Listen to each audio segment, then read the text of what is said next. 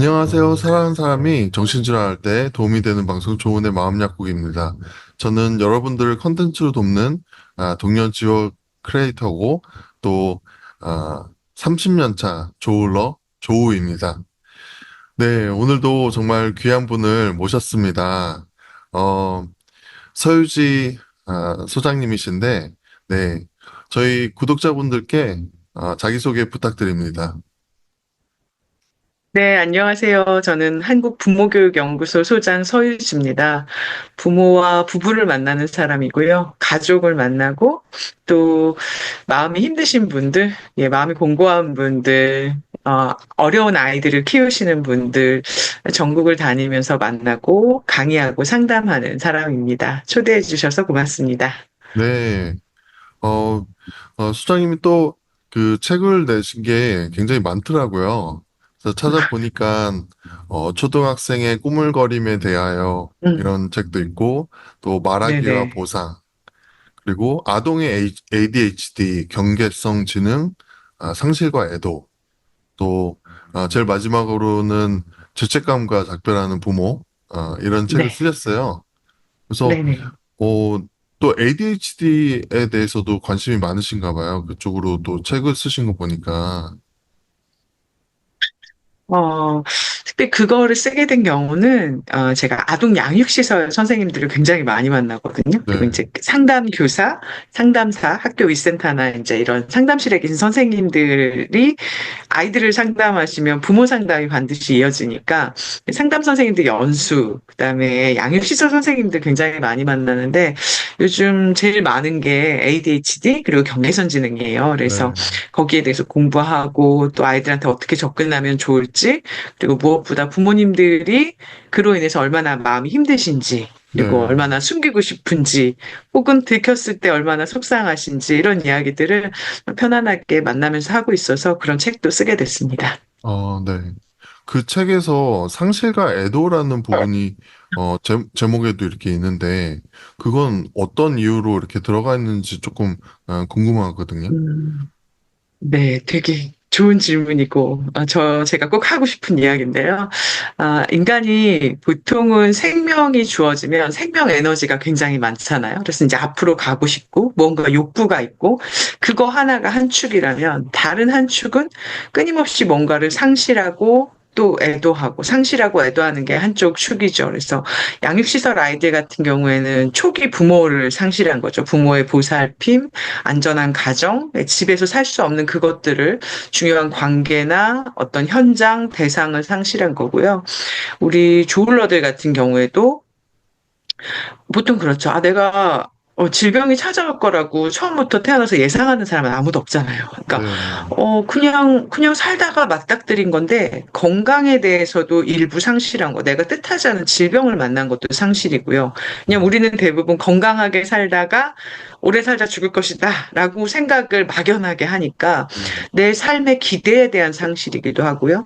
부모님들 같은 경우에는 자녀가 건강을 상실한 것, 내 건강에 대한 이상이 오는 것도 상실이지만, 내 자녀가 이런 질병이 왔다고 뜻하지 않게 굉장한 상실을 느끼시는 거고, 네, 혹은 뭐 우리가 부모님이 어디가 편찮으신 것도 건강할 줄 알았던 우리 부모님이 암이래요 이러면 초기에 오는 그 멍한 느낌이 상실감이 확 온 거거든요. 음, 상실이구나 하고 와닿는 거고.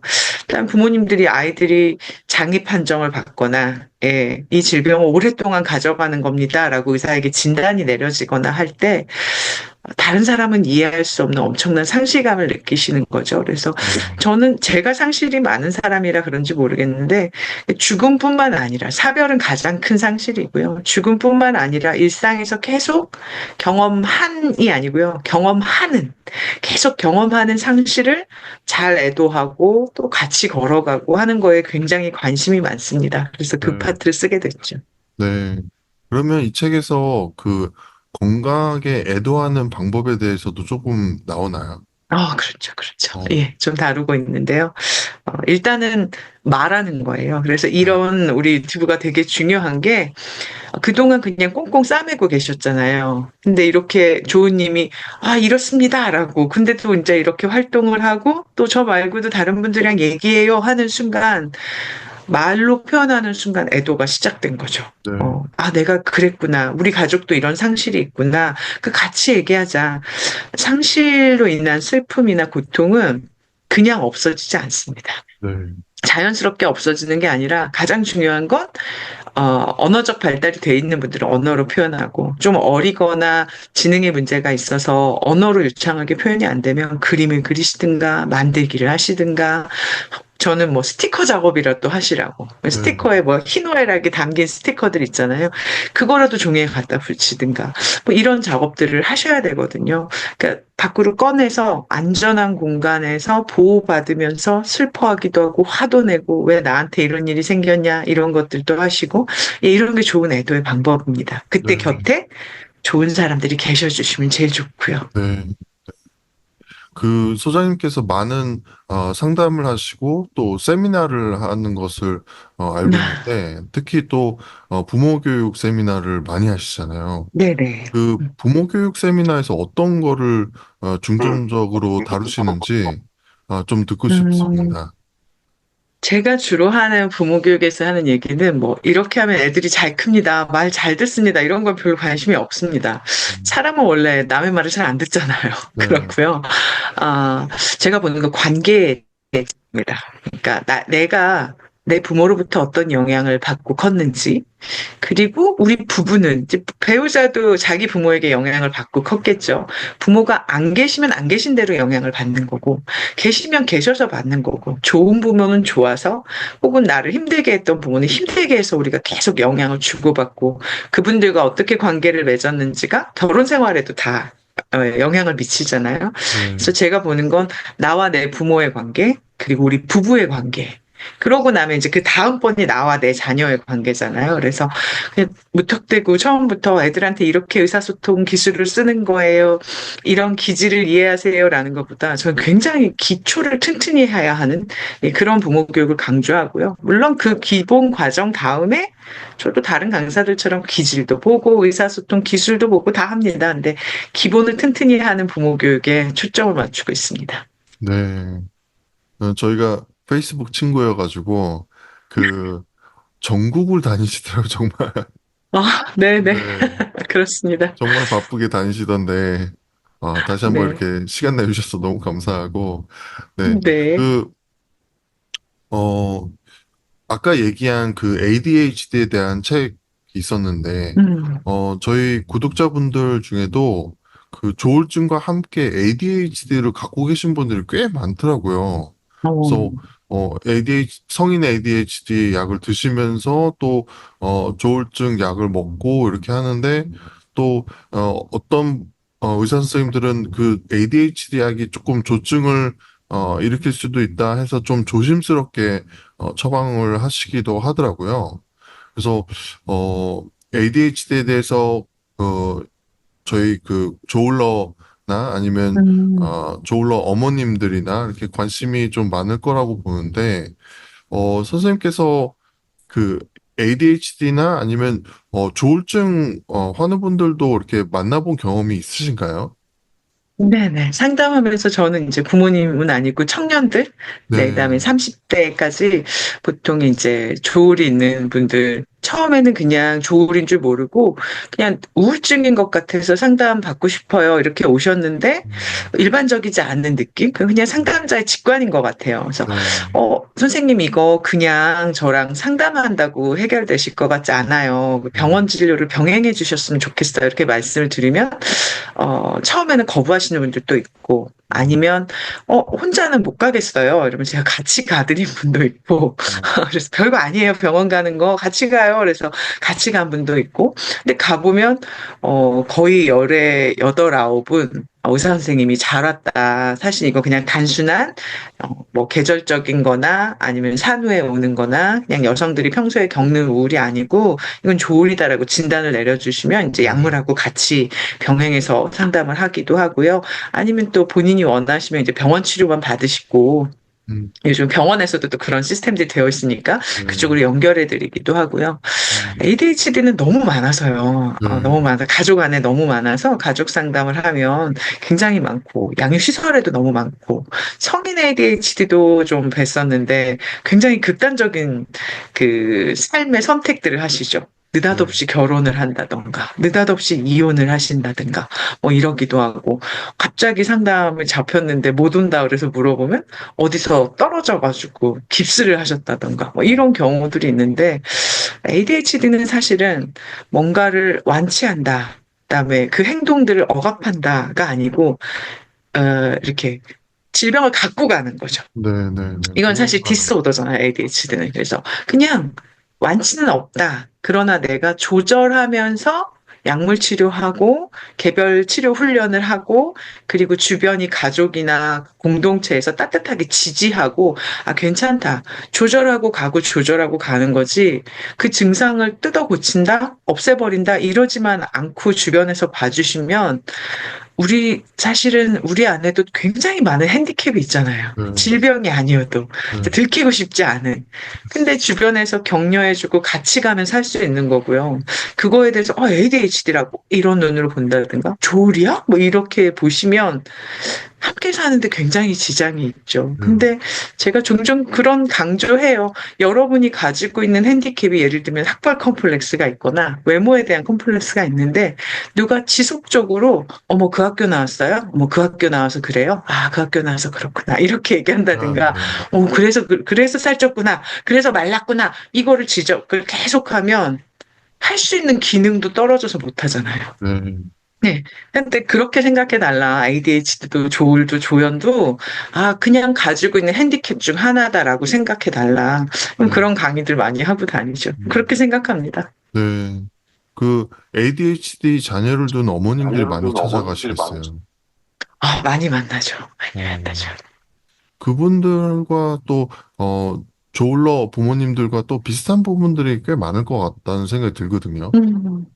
그렇죠, 그렇죠. 네, 일단은 남의 시선이 걱정되고, 네, 그리고 아까 말씀드렸던 대로 그냥 자녀를 낳아서 키우면 잘 클 줄 알았는데 병원에 들락거려야 되고 그리고 뭔가 진단명이 나오고 이러면 부모가 일단은 그 상실감이 너무 크고요. 네, 그 다음은 이제 내가 뭐 잘못됐나? 네, 네, 내가 잘못 키웠나? 그 다음에 이제 좀 더 내려가면 내가 뭘 잘못 먹었나? 어머니들 같은 경우에는 네, 출산 자녀의 경우엔 내가 임신 때 뭐 잘못 먹었나? 네, 임신 때 뭐 힘든 일 있었나? 나 때문인가? 하는 죄책감으로 굉장히 빨리 가시고 그런 네, 것들은 공통점이죠.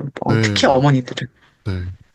그래서 이제 다음 얘기할 책하고 연결이 되는 것 같은데, 이 죄책감과 작별하는 부모라는 책을 쓰셨어요. 그 네. 책은 어떤 책인가요?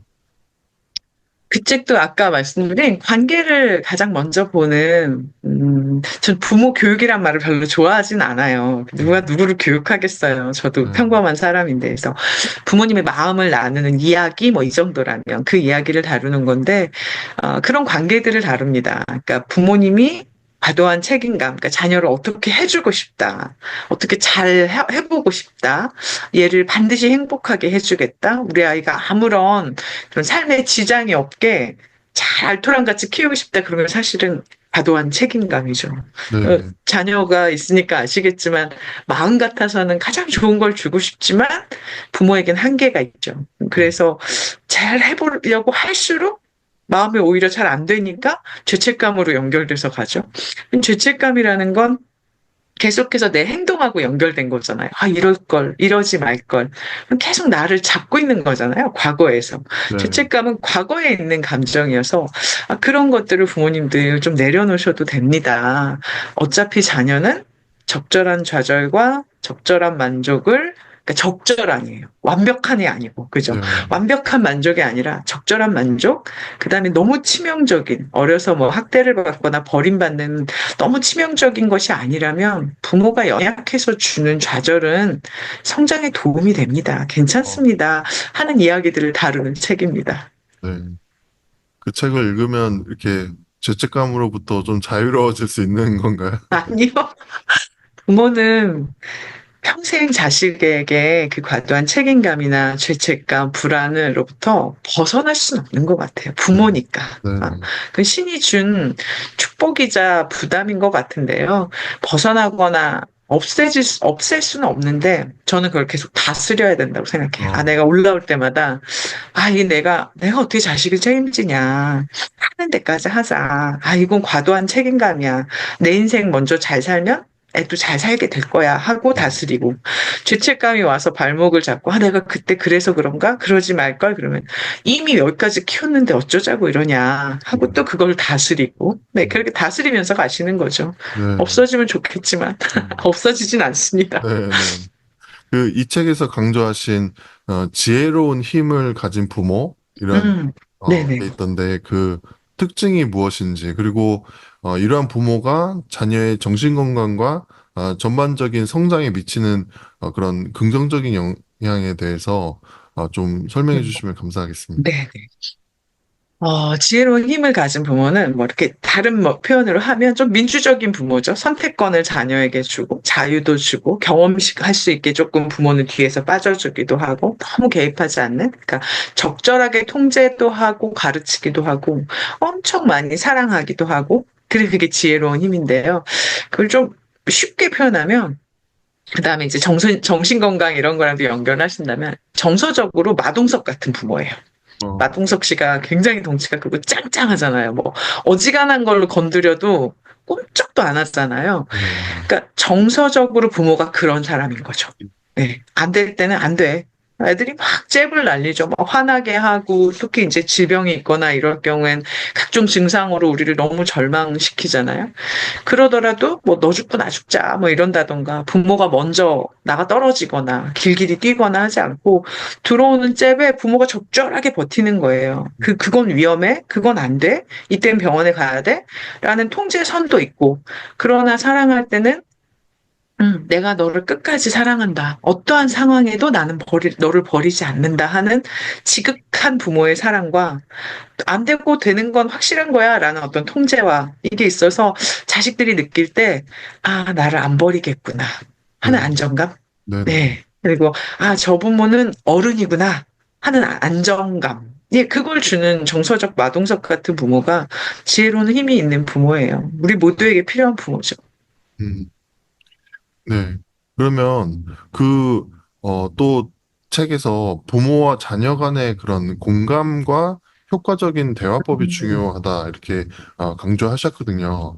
그래서 구체적으로 어떤 대화 기법이 이런 자녀의 자존감과 또 그런 음. 정신적인 안녕을 향상시키는 데 도움이 되는지 조금 사례가 있다면 네네. 네. 아, 일단은 부모님하고 이제 자녀들이 대화 형태가 뭐 여러 가지가 있긴 한데, 어떤 현상이 딱 왔을 때, 문제가 왔을 때, 이게 지금 대화로 아이들의 이야기를, 자녀의 이야기를 들어주면 될 일인지, 아니면 조금 부모가 더 권위를 가지고 개입할 일인지를 구분하시는 것부터 시작이에요. 그래서 네.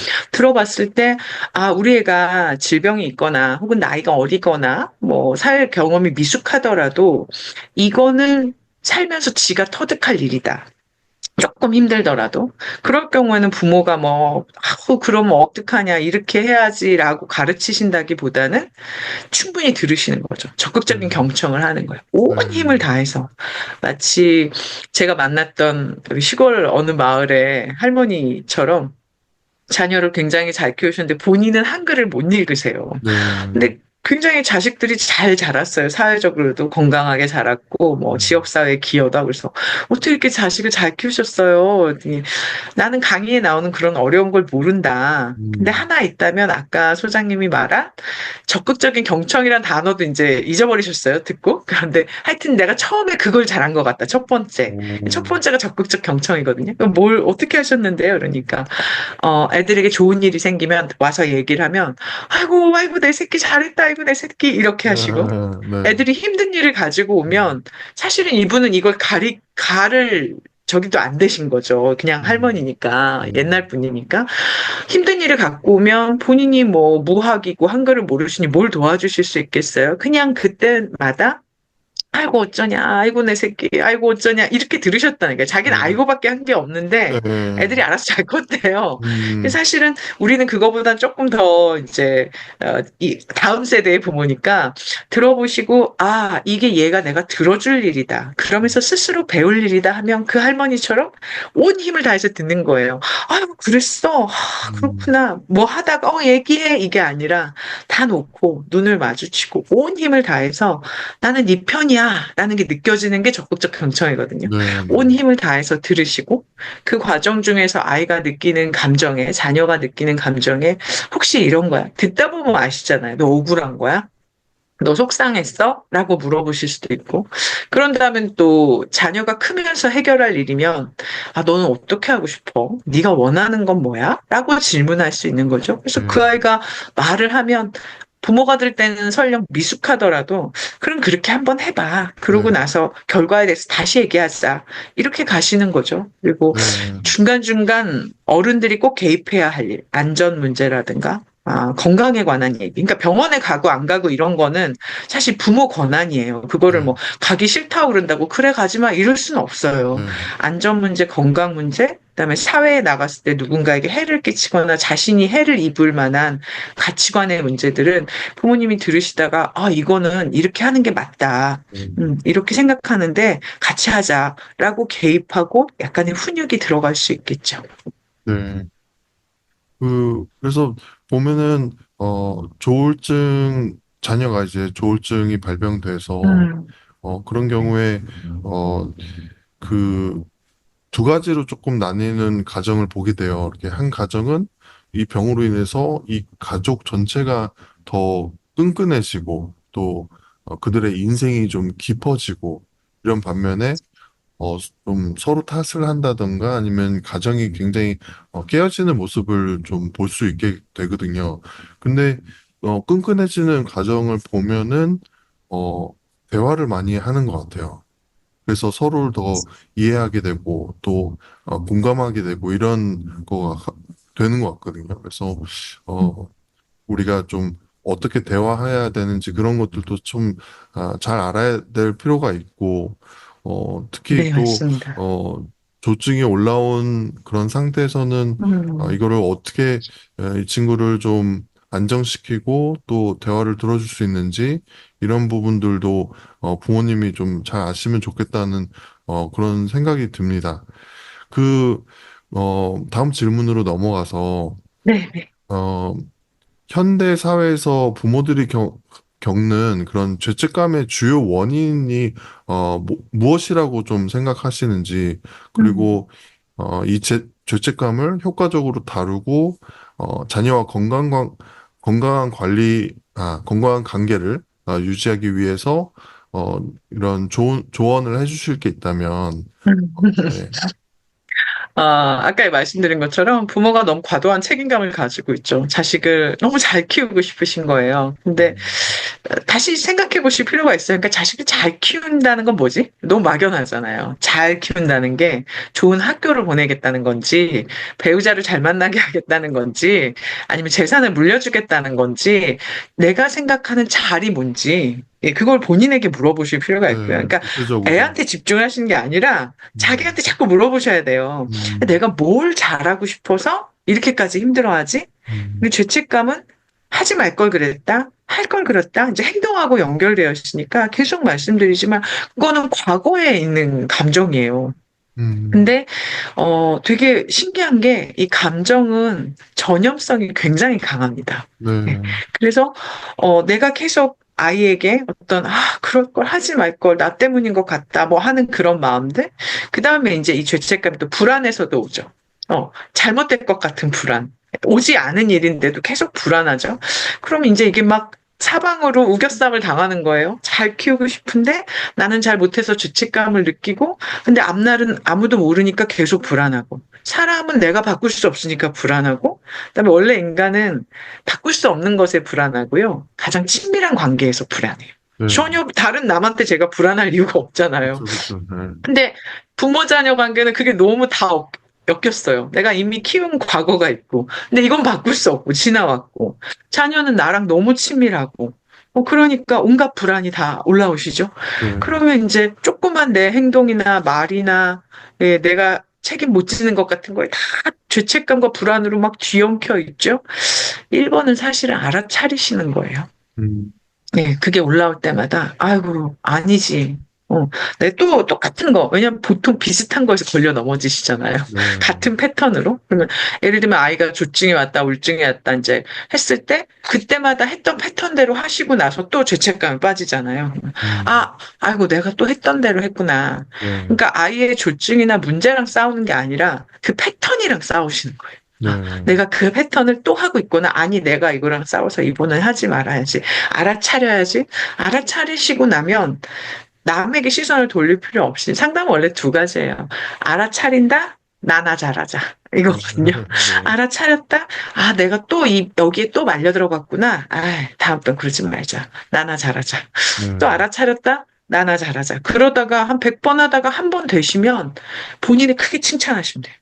어쩌다 됐네 이게 아니라 했다. 한 번 했다. 됐다. 음, 다음번 한 번 또 하면 된다. 네. 왜냐면 인생은 길잖아요. 시간은 우리 부모 편이거든요. 우리 네. 편이니까 한 번 했으면 칭찬하고 또 하고 한 번 하면 칭찬하고 또 하고 그리고 그게 감정이 전염된다 했잖아요. 내 죄책감도 자식한테 전염되지만 내가 나를 칭찬하고 해보려고 하는 긍정 정서도 자식한테 전염되거든요. 네. 전달되니까 예, 그렇게 가시는 수밖에 없어요. 네. 네. 이거 너무 좋은 말씀이십니다.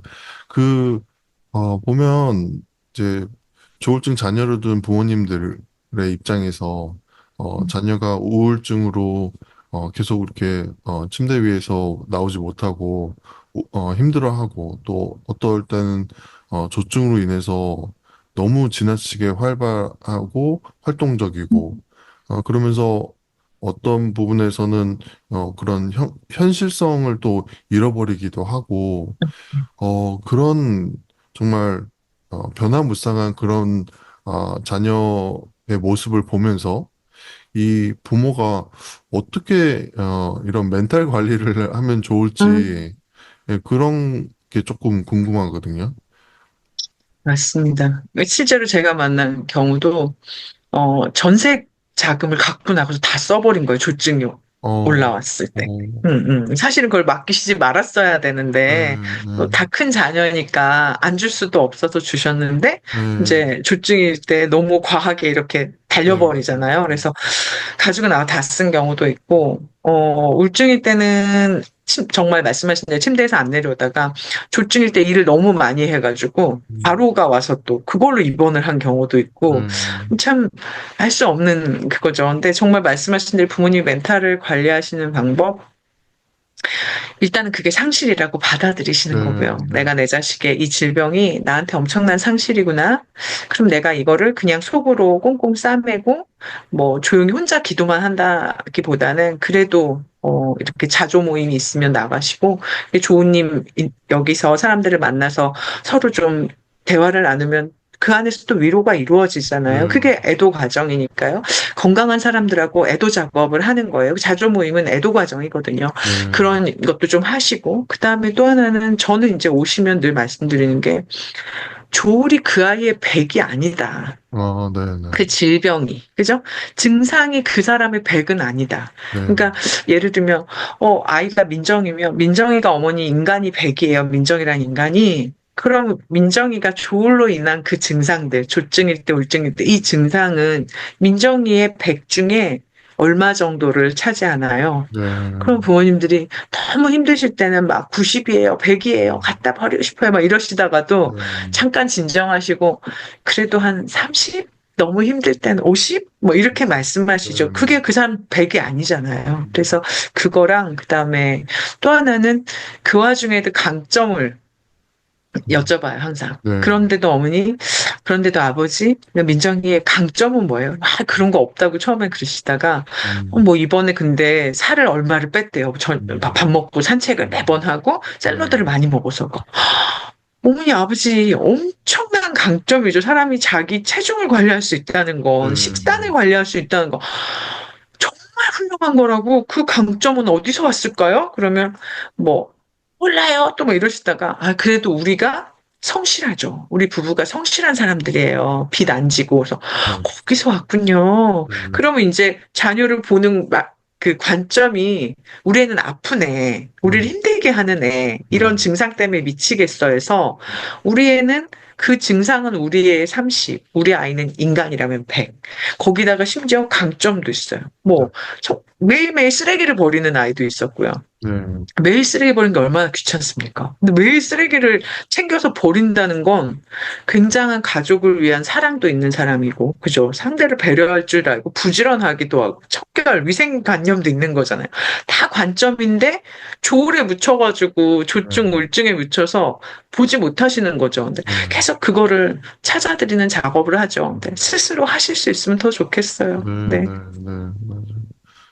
일단 자녀가 조울증 발병이 되면은 그 조울증이라는 게 머릿속에 가득해서 이 아이를 네. 바라볼 때마다 이 행동도 맞아요. 조울증으로 나온 것 맞아요. 같고 또 이렇게 맞습니다. 해도 조울증인 것 같고 뭐 맞아요. 근데 이제 경조증 때 보면은 그런 좋은 모습을 또 보이거든요. 네, 예, 그럼요, 뭐 그럼요. 저 같은 경우는 리더십이 생기기도 하고 또 어, 뭐 분위기 메이커가 되기도 하고 이런데 음, 이제 음, 어, 딴 때보다 뭐 농담을 많이 한다. 다른 사람 음. 같으면은 조울증이 없는 사람 같으면 농담 그렇죠, 그렇죠. 잘하고 분위기 어, 좋게 너무 잘한다 이렇게 할 텐데 농담 잘하면 또 맞아. 얘 조증 올라온 거 아니야?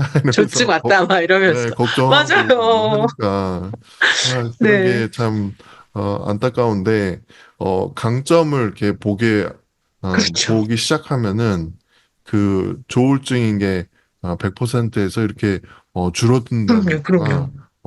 그게 이제 그럼요. 부모님들의 그런 내면의 변화가 아닐까 그런 생각이 듭니다. 네네. 네, 꼭 너무 필요하죠. 좋은 말씀이시고 어 그러면 이 다음 질문도 좀 비슷한 내용인 것 같아요. 네네. 부모로서 음, 이렇게 조울증 증상으로 인해서 부모로서 죄책감을 느낄 때 어떻게 음, 극복하고 자녀를 어떻게 지원할 수 있는지 이 부분도 많이 음. 어, 이렇게 이전 질문을 통해서 말씀을 해주시긴 했지만 그래도 더해서 음. 이렇게 말씀해 주실 게 있다면 이것도 마찬가지죠. 죄책감이 그렇게 드실 때, 사실은 저는 종종 적어보시라고 그래요. 네. 네, 네, 부모님이 나 때문에 이런 거 같다. 뭐 이렇게 자꾸 그냥 막연하게 얘기하시잖아요. 네, 그러면 네, 진짜 적어보시라고. 네, 그래서 본인이 부모로서의 좋은 점, 음, 굿. 부모로서 또 연약한 점도 있잖아요. 네, 배드. 이렇게 적으시라고 그러면 막상 잘한 것 되게 많으세요. 네, 네, 네, 낳아줬죠. 뭐, 또 어머니들 그러면 뭐, 벌써 임신 뭐 때부터 막 나오잖아요. 입덧 했는데도 뭐 하고 키웠고, 안 좋은 거 안 먹었고, 거기서부터 시작해서 지금 30년 키우시는 동안, 그래도 부모로서 할 걸 하셨던 거. 네, 예, 부모로서 괜찮은 자기의 부모 강점을 쓰세요. 잘하신 거를. 그리고 이게 좀 미흡해서 미안했던 거 쓰시고, 그렇게 나면 생각보다 부모님들이 너무 힘드실 때는 자기 좋은 걸 못 쓰시죠. 나쁜 네, 것도 사실은 잘 못 써요. 네, 그냥 막연한 거예요. 너무 막연하게. 조금 이렇게 힘을 북돋아서 쓰시고 나면, 강점에 대해서는 부부끼리 서로 칭찬하는 거예요. 진짜 애썼다. 진짜 음, 그 와중에 애를 뭐 때리지도 않고, 막 음, 이렇게 힘들게 할 때, 우리 손 나갈 수 있잖아요. 너무 힘드시니까. 근데 한 번도 얘를 때리지 않았다. 네, 그래서 얘 실제로 욕은 했지만 안 때렸다. 이렇게 쓰신 분이 있거든요. 네, 제가 정말 잘하셨다. 욕은 했지만 안 때렸으니까. 그러시기도 했고, 정말 내가 배드라고 썼던 부분은 자녀한테 사과하시는 거죠. 내가 그때 이랬다. 너 기억나냐? 내가 미안하다. 또 자녀들이, 난 몰랐어. 그러기도 하고, 아니야. 엄마 아버지가 오죽했으면 나한테 그랬어. 나 이해한다. 내가 미안하다. 이 얘기 통해 아까 조은님 말씀하신 것처럼 오히려 이 질병을 인해서 평소 같으면 그냥 덮어놓고 살 인생인데, 대화가 되고, 이렇게까지 우리 부모가 나를 위해서 애썼구나. 네, 이렇게 잘못한 거를 또 스스로 아시는구나. 네, 그러면 나도 좀, 부모를 좀 생각해줘야지. 이런 쪽으로 가시기도 하고. 근데 이런 부분들도 저는 필요한 것 같아요. 너무 막연하게 하지 마시고, 네, 실체를 좀 이렇게 꺼내서 보시는 것도 도움이 될 거예요. 네, 네. 그러면 조울증을 앓고 있는 자녀의 자존감이나, 그리고 또 용기를 음, 보두기 위해서, 부모가 좀 실천할 수 있는 격려 방법이 있다면, 어떤 게 있을까요? 음. 일단은 격려한다는 거는 독립심을 키워줘야 하는 영역이거든요. 근데 이제 네, 부모님들이 질병으로 인해서 너무 과소기대를 하시기도 하죠. 네, 음, 얘는 아프니까 네, 너무 과속이 돼서 본인이 다 하고 다니시는 거예요. 네, 그것도 길을 꺾는 거고요. 그것도 음, 격려하고 거리가 먼 거고. 음, 혹은 우리 애가 조울이 있지만 그래도 뭐 공부도 좀 했고 아니면 뭐 그 과대 기대를 못 버리세요. 과도한 기대를. 아, 네, 금방 좋아진다. 네, 뭐, 어디서 이상한 거 막 찾아보셔가지고, 뭐, 이렇게 하면 좋아진다더라. 약 먹고 훌륭한 사람 될 수 있다더라. 그리고 뭐, 어디서 위인들이 이렇게 정신질환을 가졌던 거를 막 찾아갖고 오셔가지고, 우리 애도 이렇게 될 수 있다. 네, 그, 지금 애가 너무 힘든데, 갑자기 위인은 어디서 찾아오셨어요? 제가 막 이러는데, 음, 과도한 기대도 줄이시고요. 그렇다고 기대를 안 하고 부모가 다 하고 다니시는 건, 그러니까 격려라는 게 우리가 할 수 있어, 괜찮아, 이것만 격려라고 생각하시는데, 그 말도 격려지만, 전반적인 어떤 비언어 메시지 분위기도 다 격려인 거예요. 그래서 아, 아이라고 하기는 다 큰 사람들이 주로 많았지만, 좀 큰 자녀들이 그 나이에 할 수 있으면 하게 하시는 거예요. 예, 해봐, 할 수 있어. 못하면 전화해. 뭐 이렇게 한다던가. 그 전화 오면 또 그때 와서 왜 전화를 하냐 이러시는 게 아니라, 거기까지 힘들었냐? 그래, 알았다. 그때 도와주시고, 예, 그렇게 적절한 기대도 하시고, 또 과도한 거는 끌어내리시고 해서 독립심을 키워서 자립할 수 있게 하는 거. 그다음 음, 또 하나는 동정하지 않는 거예요. 네, 네, 자식이 아프면 부모 마음이 그 동정이라는 표현이 좀 그런데 과하게 이제 감정이입이 되는 거잖아요. 그거는 격려에 정말 도움이 안 됩니다. 그러지 않고 어떠한 순간에도 우리는 부모니까 너를 버리거나 배척하지 않는다. 그러나 그거를 우리가 다 끌어안고 뭐 너 대신 아팠으면 이럴 수는 없다. 네, 너는 네 삶이고 나는 내 삶인데 가는 동안 발 맞춰서 돕는 데까지 돕고 싶다라는 마음으로 가시는 것 자체가 자식한테는 격려죠. 내가 질병이 있지만 나를 사랑하시는구나. 나한테 안정감을 주려고 애쓰시는구나. 나로 인해서 우리 집을 말아먹지 않는구나. 예, 그러면 사실은 굉장히 격려가 되죠. 네. 소장님 말씀하신 거 들으면서, 어, 좀 저희 부모님들이 저를 어떻게 음. 대하셨나 이런 게 좀 아, 생각이 났는데, 어, 네네. 저희 부모님은 제가 이제 중학교 2학년 때 처음 진단을 받고 그랬는데, 음, 음, 지나치게 저를 보호하려고 하시지는 않았던 것 같아요, 보면은. 음, 그리고 아버지 스타일이, 어, 뭐 문제가 생기면 해결해 음. 주지만, 어, 조금은 이렇게 자유롭게, 제가 좀 생활할 수 있게 해주신 부분이 있는 음, 것 같아요. 약간, 오, 방목에 가깝게. 제가 중학교 3학년 때, 저 혼자 호주를 갔거든요. 예, 발병한 지 뭐 1년 뒤인데, 물론 음, 이제, 음, 호주에 삼촌 분이, 가정이, 있긴 했어요. 근데, 음, 뭐 1년은 거의 호주 사람들하고 같이 사는 홈스테이를 좀 했었고, 그래서, 근데, 네. 어, 저도 뭐, 돌이켜 보면은, 와, 조울증 걸렸는데, 중3 아이를 이렇게 혼자 보낸다는 음, 거가, 그런 쉬운 결정은 아니었겠구나, 이런 생각이 들었고, 그럼요. 그리고, 어, 그, 제가 약간 조증이어서 저 막 해외 보내주세요, 이렇게 한 부분도 있긴 해요. 근데 이제, 네. 어, 그렇게 하면서, 구독자분들이 그런 질문을 좀 하시는 거예요. 음, 어떻게 중학교 3학년이고 조울증에 걸렸는데 자녀를 해외에 보낼 수 있었냐 이렇게 물어보시구나 하거든요. 그래서 그런 부분에서는 저희 부모님이 또 아버지가 조금은 다른 부모님들과는 조금 다른 모습을 보이신 게 아닐까 뭐 그런 생각이 좀 네. 들더라고요. 그래서 음. 저는 이런 조증 때 어, 조증이 이렇게 막 발현되고 하면은, 정말 많이 돌아다니고, 막, 예, 걷는 것도 많이 하고, 뭐, 어, 과천에서 그, 양재까지 막 걸어가기도 하고, 막 이랬는데, 예, 예, 근데, 물론 걱정은 되셨겠죠. 걱정은 되셨는데, 그럼요.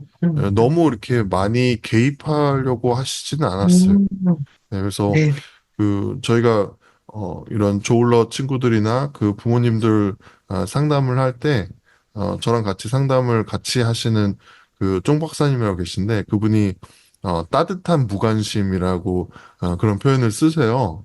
그래서 네, 맞습니다. 무관심 같아 보이지만 다 이렇게 관찰은 하고 있는 그렇죠. 그게 부모가 가지면 참 좋겠다. 특히 이제 조울러 부모님들이 가지면 좋을 그런 태도라고 좀 생각이 들거든요. 네. 오늘 선생님하고 이런저런 얘기 많이 듣고 또 특히 이제 부모가 어떻게 해야 되느냐 이런 거에 대해서는 저희가 많은 컨텐츠가 있었지만 또 이렇게 그 소장님의 경험과 또 노하우를 통해서 어떻게 조울러 부모가 어떻게 하면 좋을지 자녀를 어떻게 대하고 또 갖고 있는 죄책감을 어떻게 어, 그런 해결해야 될지 이런 부분들을 나눌 수 있어서 너무 좋은 시간이었고, 네, 어, 추후에 저희가 서유지 소장님께서 진행하시는 그런 조울러 자녀를 둔 부모님 음, 대상으로 하는 이런 줌 세미나를 좀 하면 좋겠다 이런 생각이 들어서 네네. 좀 제안해 드리고 싶고, 그런데 음, 어떤 분들이 좀 관심을 가지면 좋을지, 음, 그런 거 말씀해 주시고, 인터뷰를 마치도록 하겠습니다. 네. 어떤 분들, 끝이 안 보이는 길을 걷는 그런 기분이 드는 부모님? 이 네네. 자식은 진짜 끝이 안 보이는 거잖아요. 그러니까 너무 지치고요.